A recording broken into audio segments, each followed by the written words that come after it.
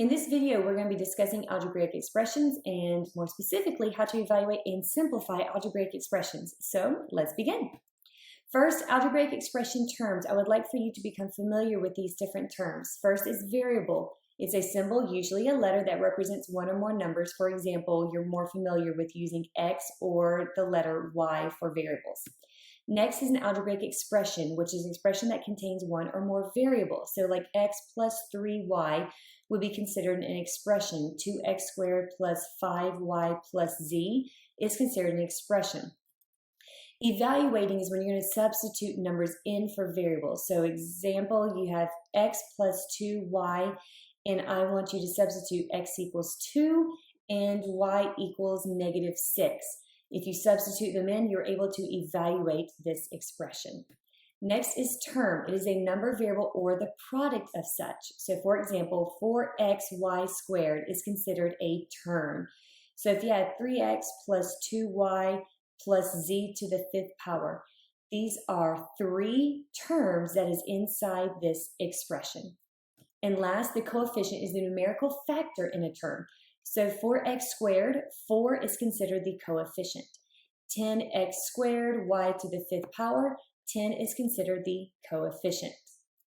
Now, evaluate an expression. So we're going to evaluate this expression using 3 for the letter A and -1 for the letter B. Now, please do not forget the order of operations, and please excuse my dear Aunt Sally. P and E represent the parentheses and exponent. You do that first. After parentheses and exponents, you're going to do multiplication and division together, going from left to right. And last, you're then going to do adding and subtracting again from left to right. So I'm going to substitute 3 in for A. I'm going to substitute -1 in for B. And then I'm going to evaluate this expression. So we have 3. -2 times -1 is going to give me a +2, and then 3 times -1 gives me a -3. Now I'm going to finish off with the adding and subtracting. 3 plus 2 is 5, and 5 minus 3 is the number 2. So when you evaluate this expression, you will get the answer of the number 2. Next, we're going to do this again with evaluating x for 3. So I'm going to substitute 3 in for x. Again, put 3 in for x and then bring down the +1. Now, and please excuse my dear Aunt Sally, I'm going to do the parentheses, which is 3 by itself, and then I'm going to do the exponent. 3 squared is going to be -9, not positive. Please note over here, -3 squared and -3 squared are not the same number. -3 squared is -3 times -3, which would give me a +9. In this case, I just have a negative and then 3 times 3, which gives me a -9. So make sure you understand the difference if the negative is on the inside or the outside of a parentheses. So back to here, -9 and then -2 times 3 plus 1 is 4. And now I can do multiplication. So I have -9. -2 times 4 gives me a -8.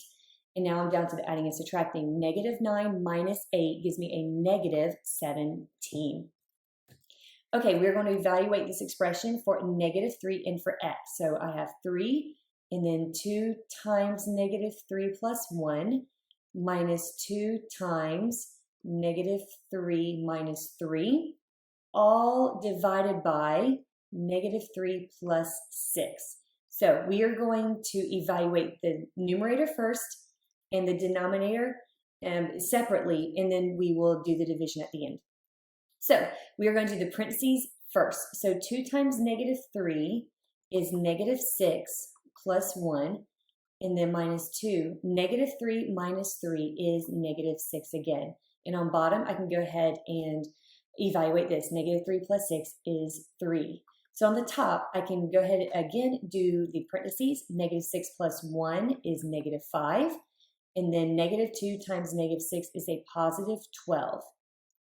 Again, 3 times -5 is -15 plus 12 over 3. -15 plus 12 is -3. Divide by 3 and you get -1. Okay, real world connection. Again, when are we going to use this and how do we use this in the real world? So we have the expression that models the percent of eligible voters who voted in the presidential elections from 1960 to 2000. Y represents the number of years since 1960. Find the approximate percent who voted in 1988. Now here's the deal. We actually have a few different things going on. First, they give us an expression that is going to be important. We are definitely going to be needing it. And then they give us a few different sets of numbers, 1960 to 2000. This is a parameter. They're letting you know that this expression only works between 1960 and 2000.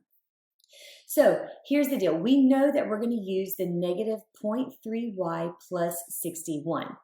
Now, the next part, they're saying that y represents the number of years since 1960s. That means 1960 represents the very beginning number of 0, because that's the start. They want to know how many years later in 1988 were there voters. So if 1960 represents 0, then 1988 represents what number? So therefore, you're going to take 1988 and subtract 1960 from that. You'll get 28. And that is what you're going to substitute in for y. So you'll get negative 0.3 times 28 plus 61. Negative 0.3 times 28 is going to give you a negative 52, I believe. No, negative, I'm just kidding, sorry. It's going to give you a negative 8.4. And then adding to 61 is going to give you 52.6. Now, what does 52.6 actually mean? It is the approximate percent of eligible voters who voted in 1988. 52.6% of all voters actually voted. Now, the last thing we're going to discuss is simplifying by combining like terms. Now, we talked about terms earlier, so we're looking for we're looking for basic terms that are alike. So we have an x squared here, an x squared here, and an x squared here. So we can combine all three of these terms. So if you look at the coefficients, you have 2, a negative 4, and a negative 1. 2 minus 4 is negative 2, minus 1 is negative 3x squared. You leave the variables alone. Please do not add x squared plus x squared plus x squared to give you x to the 6. You do not do that. You keep the variables alone. And then you have 5x and 1x, which represents 6x. The next simplifying, you are going to distribute in this case. So x times 3 is 3x. X times y is a negative xy. And then you're going to distribute the y to both terms. And y times x is going to be yx, or you could rewrite it as xy, it doesn't matter. And then y times 6 is 6y. Now, 3x is the only term that has just an x, so you're just going to bring it over.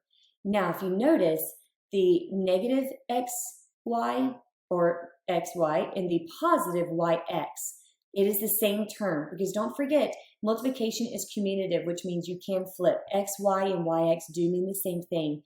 And since there's a negative and a positive, they do cancel.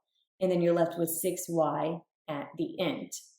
And last, you can simplify by, again, distributing 1/2 times x squared and 1/2 times y squared. Now here you gotta be careful. You have to distribute the negative and the 5/2. So negative 5/2 times x is a negative 5/2 x squared, and negative 5/2 times a negative y turns to a positive 5/2 y squared. Be really careful about that part. Now you can combine like terms. You have an x squared and an x squared, so you can combine the coefficients. 1/2 and negative 5/2 gives you a negative 4/2 x squared, and then negative 1/2 y squared and a positive 5/2 y squared give you a positive 4/2 y squared. You can clean this up by dividing, and you are left with that simplification.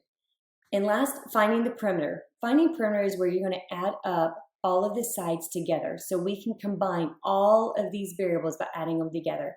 So we have an a minus b, we have a c, we have a b, we have an a minus 2c, we have a b, a c, another A minus B, and finally this side of the A. Okay, we can combine all these like terms. So we have an A, an A, an A, and an A. So we have 4 A's. Next, we have a negative B, a positive B, another positive B, and another negative B. And what happens here is this negative B and this positive B cancel. This negative B and positive B cancel, leaving you no B's at all.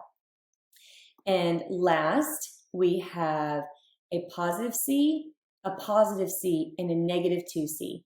So we have a positive C and a positive C, which is 2C. And then we have a negative 2C, which again cancel each other. So our final answer is 4A. And that concludes our discussion on the algebraic expressions.